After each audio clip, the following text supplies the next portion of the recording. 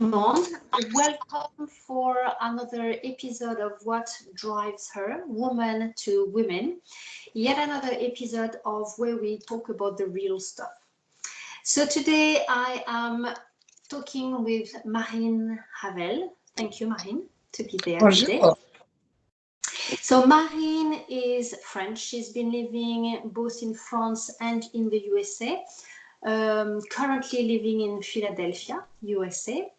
And so Marine has 2 children. Her background professionally is management in finance and life insurance. Tell me if I'm correct. Yes, that's correct. Yes. And currently, Marine, you are the president of the Federation of FLAM US and the executive director for PhilaFLAM. Yes. Yes. Can you just maybe in a few words tell all of us what it is exactly the FLAM US or PhilaFLAM, because maybe not everybody knows. Of course, yes. FLAM is a program that was launched by the French government a decade ago for all the French-speaking families abroad who could not register their kids in the amazing network of French schools, French international, French bilingual schools that you have across the world. A lot of families were not geographically close to or couldn't financially afford those schools. And the FLAM, as French as mother tongue, Français langue maternelle, organizations started to be created everywhere. And in the US, it's spreading pretty beautifully for many, many good reasons. So now we have a federation of 12 members. At the end of the year, will be approximately 18 members. And I became president because we felt that we needed to support each other. It's a network of mostly women. 99% of the person involved in FLAM are women. Yes, you're right. It takes a lot of energy. It takes a lot of commitment, a lot of sacrifices as well. We have a wonderful website. I encourage everybody to look at that website, flamusa.org, to know more about FLAM, because you can create one. You can become an entrepreneur. Even if you're an expatriate and you have to change completely your life, that's a very good reason to do it. And that's a beautiful, beautiful way to do it. So I became myself founder, co-founder with many other families here in the Philadelphia area. A lot of people heard about what we did, and we started to create several FLAM Saturday schools. Exton, Allentown, Newtown, Princeton. So about half an hour from Philadelphia. And so now I'm the official executive director. And it's a full-time job, even 200%. It takes 200% time of your time. And it's a great adventure. It's a great adventure. Mm-hmm.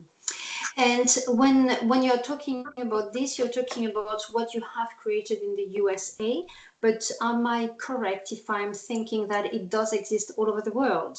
It's all over the world, in every country, in Europe, in Asia, in the United States, in South America. You have FLAM everywhere that you need. Every time a family that is French or a French-speaking family who wants their kids to continue to be bilingual, they can create, or they can, if it's already created, join a FLAM organization. There is a map. I'll be happy to provide any link, but there's also a website, association-flam.fr. And it's a list of all the FLAM in every single country. If you don't know, if you can't find one, just create one. Yes. Yeah. We offer the support to every family who wants to create the FLAM organization. We're working on creating the guidelines, all the templates, how to register officially, etc., etc. Mm-hmm. Mm-hmm.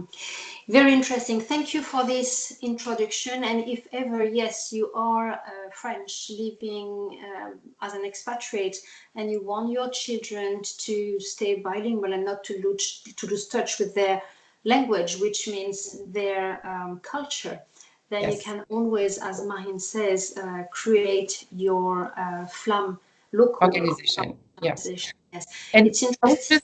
I would just mention it's expatriates or people who chose to live in another country, but Yes. still are very francophone in their heart. And yes, like you said, it's not just a language, it's a culture and it's a point of view. We have kids who are so open-minded because they have several point of views. And right now, I think it's very, very important. We're talking about patriotism, but mostly a lot of people are making a confusion with nationalism. And we need those kids to be open and to be global citizens, to be open to all the cultures and through languages. That's the best passport ever. Can't agree more with you. Thank you. Okay, so the focus of the interview I wanted, and the reason why I wanted to interview you, Mahin, is that because I feel like in your life journey, one thing in your life journey, and maybe in the past years, you know, I wanted to say growing up, it's silly. I mean, becoming the woman you are now with the choices you've made. One thing that I have noticed is your high ability to keep the focus of what you've chosen and mainly your adaptability. And I believe this is a point which might really, where many women can relate, I believe, with adaptability because, and maybe especially the women who choose to live in another country or in different countries, but women in general Yes. Have to develop that part of them, which is adaptability, so they can face different things in their life. And maybe, and this is what it's interesting as well in what you've just said, because your first studies are in management in finance and life insurance. And I am pretty sure that frame and studying helped you in what you've done later in your life. But maybe could you tell us the different works and professions you've made or created, because you Yes, have it created was. your own, and yes, what you've done, what helped you along the way, and maybe why you're here where you are now. What is your vision as you are today? Yes. So like you said, I've done the National School of Insurance back in France, so it's a master level. And then I did a DESS, so it's also a master of finance. What it gave me is more confidence in a environment that was mostly masculine. So I could say, hey, I have two masters in life insurance and in finance. So don't, I know what I'm doing. I know what I'm doing. And I think it was essential in regarding self-confidence, because we have to be super confident to face what we're facing still right now, still in 2019. And it was the case before. So after this two masters. Sorry, may I ask, just to be sure we are talking about the same thing. When you say we still in 2020, no, sorry, 2019, we need to be super confident. Are you talking about being a woman in a work environment? Yeah, okay, just to precise. Yeah. We as women. So I studied in finance. I studied. I worked for one of the biggest bank in the world. I was in investment banking environment. It was tough. It was there was a lot of pressure. I was in a company first that supposedly was open to a lot of women. They were saying, yes, look at our statistics, there's a lot of women. Yes, below a threshold, below that glass ceiling that we're always talking about. Yes, there was a lot of women, but at the top management, none. And then the best thing happened. It was tough. It was rough. But my husband got a job in the US. It was a postdoc kind of job. And it was... So after just to clarify, postdoc is after the PhD. Yes, exactly. Yes. And it was frankly, it was something that we discussed together. We wanted together. So compared to other experiences as expatriates is different, but it was it was a partnership between the French government, US university, and a French company, and I helped my husband finding that type of contract. He wanted to do something, so it was really as a couple that we wanted to go joint. I was. Frankly, now with it, seeing it from today, I was really suffocating as a woman, as a young woman at work. It was really difficult. They were expecting a lot from me, but they were not giving anything. So I had to put up with so much mansplaining and men who were not doing the job. I was doing their job, and they were the ones getting bonuses, promotions, etc. And people were saying to me, "Oh, you're young and you're a woman, so don't expect too much." So it was right, as clearly as that. Yes. Okay. Maybe from women or so from much men? worse, but yes, it was what somebody explained to me when I asked why I didn't receive a promotion that year while doing the job of two people, because we were short staff, etc. And one was in a union and was barely here. Anyway, and yes, we can't, you're young, you're a woman. Okay. And sometimes I felt like you're not the household person. You're not, in the family. You have a husband. He's the one. You're not a father. You're not a man. So, okay, that's the way you want to play it. Bye bye. So we went to the US. Can I just ask you one question? Well, actually, two questions, short. First, did you feel that type of representation of a woman at work only from men or as well from women? Oh, yeah, from both. Okay, that's what from both. And I didn't accept that vision from either of them. I've always been a feminist. I was raised by my parents who were both feminists, and I insist on that. My father, as well as especially my mother, but my father as well.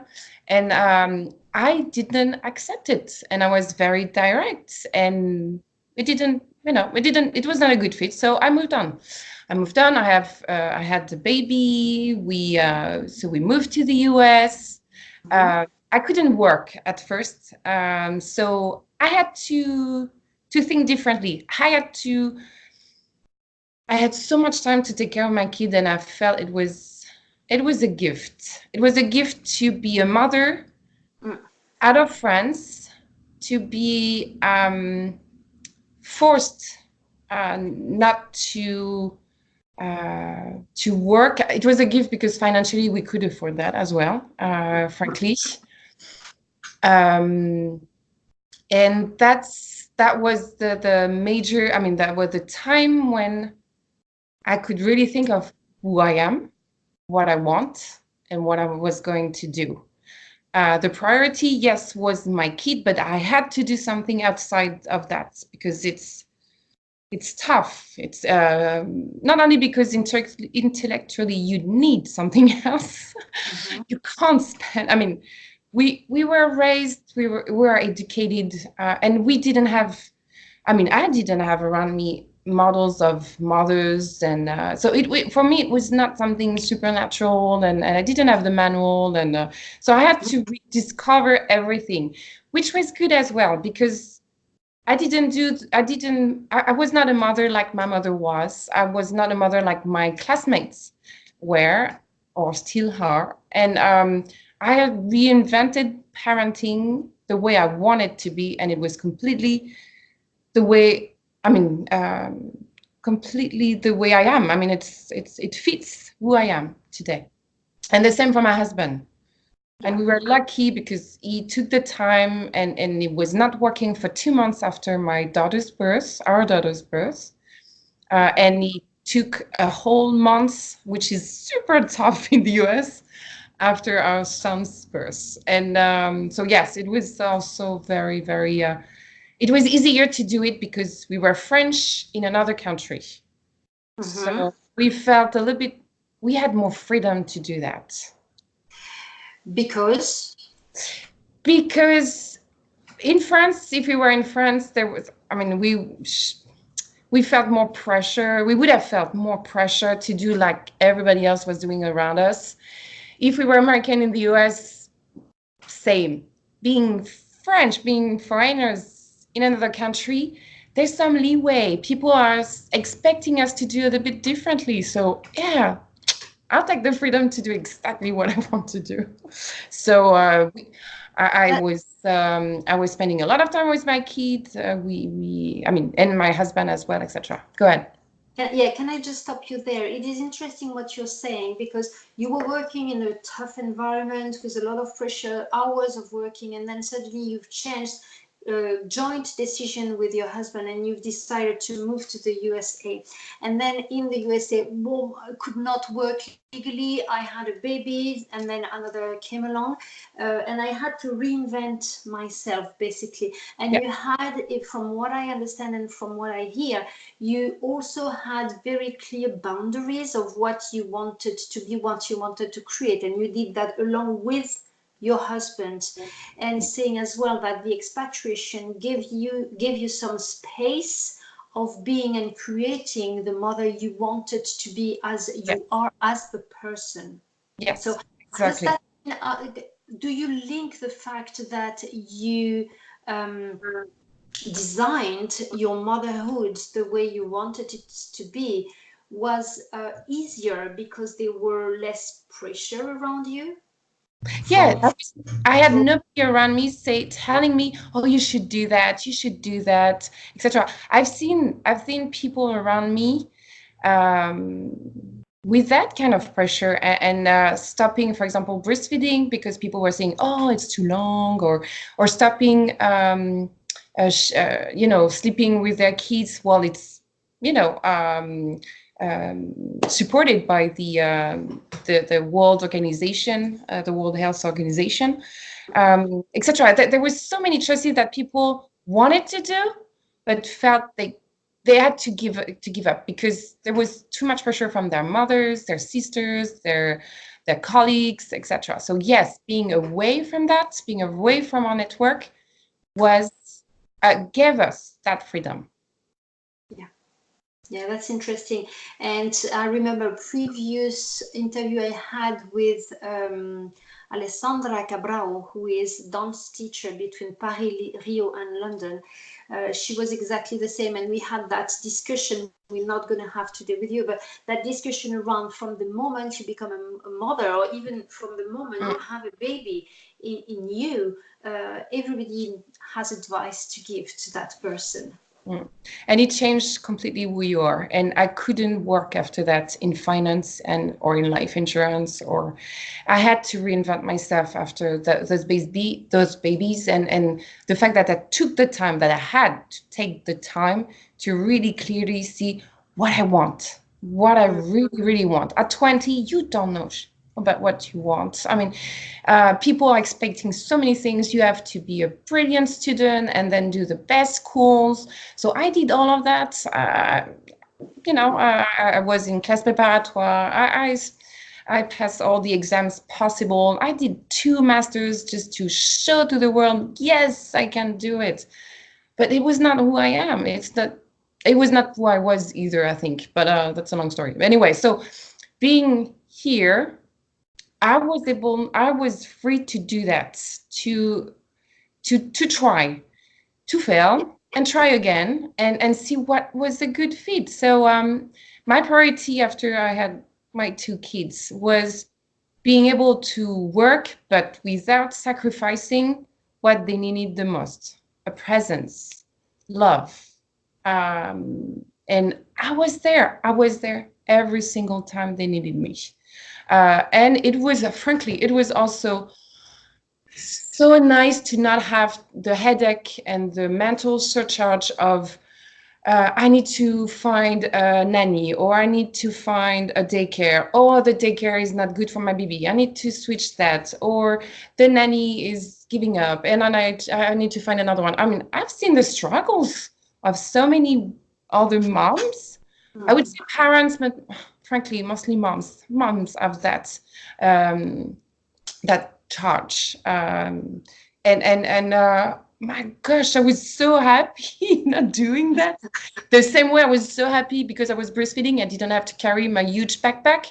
But I think by having, I mean, I was not working for a salary, but I've always worked. I was a volunteer in many associations, even when I didn't have the right to work. So I had an activity. I had an intellectual and I had an activity outside, but I could bring my kids.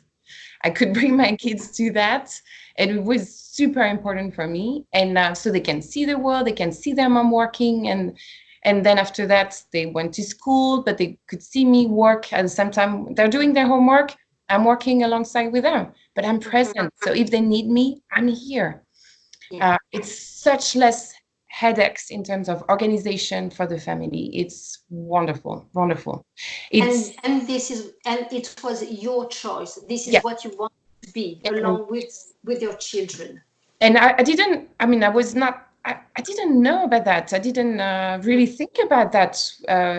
Even when we were planning to have a kid, it's just by having the time to do it. Yes, I could make that choice, and it's wonderful. I mean, it's really wonderful. As a mom, I would never say I had it all because it takes some sacrifices,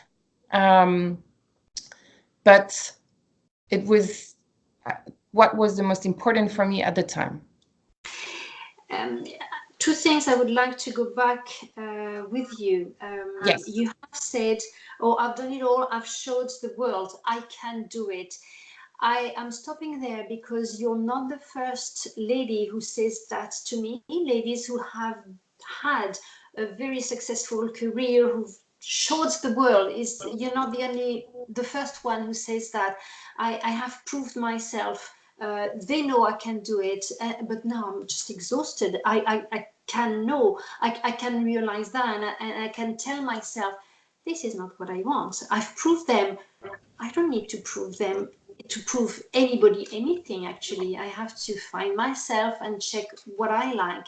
So it's that idea of women trying to prove others what they are capable of is quite interesting, and it does create a lot of tension. But at the same time, it creates as well what you were saying, self-confidence. I know I can do it. So feeling stronger. Yeah, I wish I could say that I do no longer need to prove myself, but it would be false. I still have to do twice the work, be better than men in my position. Is it a fact or? Yes. It's still the case. I still have to convince. I'm not succeeding, unfortunately, but some men are still not. They're still shocked about the Me Too movement. They're still shocked, saying, "Of course, there's equality. Women can do whatever they want." Oh my gosh, guys, no! Look at the stats. Look at the facts. We're still far away from equality right now. And yes, people are look at the politics. Every time there is an election, what we expect from women, it's it's just unnerving. I've just seen the documentary about Alexandria Ocasio-Cortez, who has been elected at the Congress in the US. She's amazing. She's really funny, and she's direct. And look at what they expected from her. And when you see what, I mean, some men are elected, and the, I mean, yes, there's a double standard. It's still the case, and we still have to prove, and to be selected, we need to be twice as good as men. It's unnerving, but everybody will. I mean, every study is showing that. Every study. Yes. Yes, because socially